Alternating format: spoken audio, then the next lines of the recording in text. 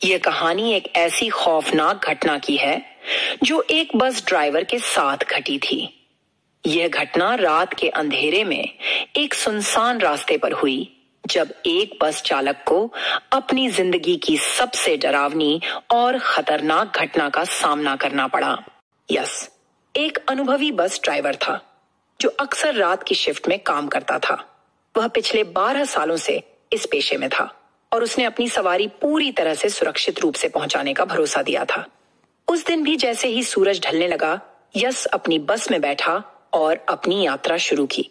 उसका रूट एक लंबा और सुनसान रास्ता था जो एक छोटे गांव से होते हुए जंगल के पास से गुजरता था।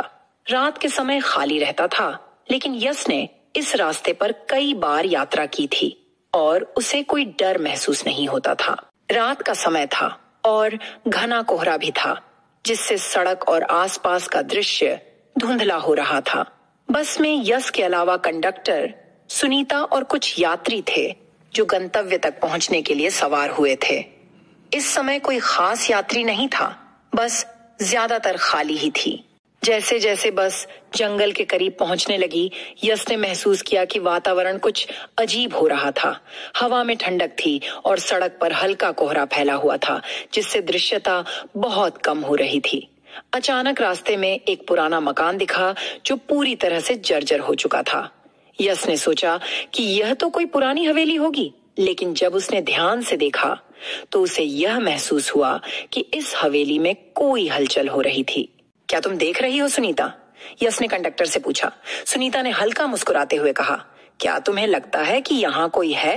यह सिर्फ अंधेरे और कोहरे का असर होगा। लेकिन यस की नजरें अब उस हवेली से हटने का नाम नहीं ले रही थीं। तभी उसने देखा एक महिला सफेद कपड़े पहने खड़ी थी और उसकी आंखें बस की तरफ ही थीं। यस ने बस की गति धीमी कर दी, लेकिन कुछ समझ नहीं पा रहा था कि महिला वहां खड़ी क्यों थी।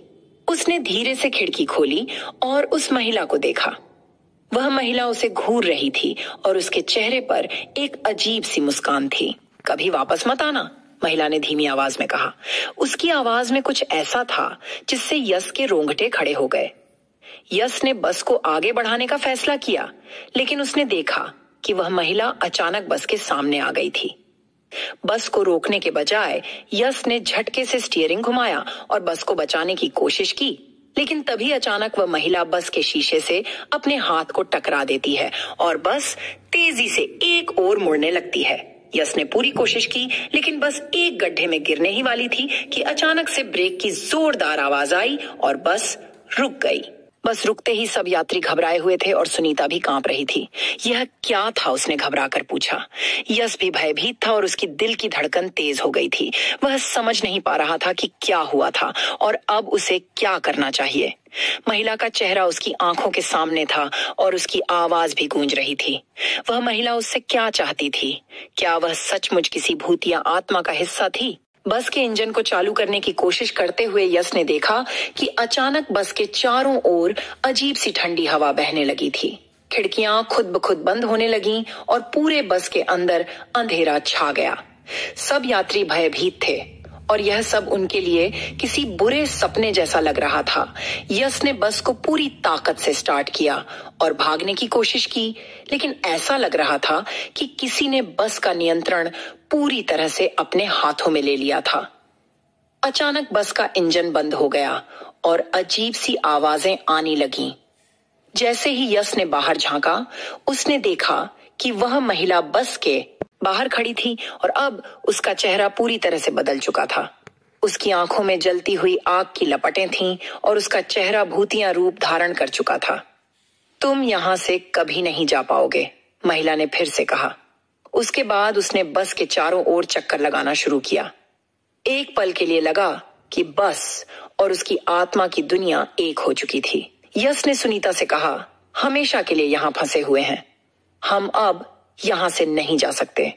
बस के चारों ओर उस महिला की हंसी गूंज रही थी। तभी अचानक बस के सामने एक और भूतिया रूप प्रकट हुआ।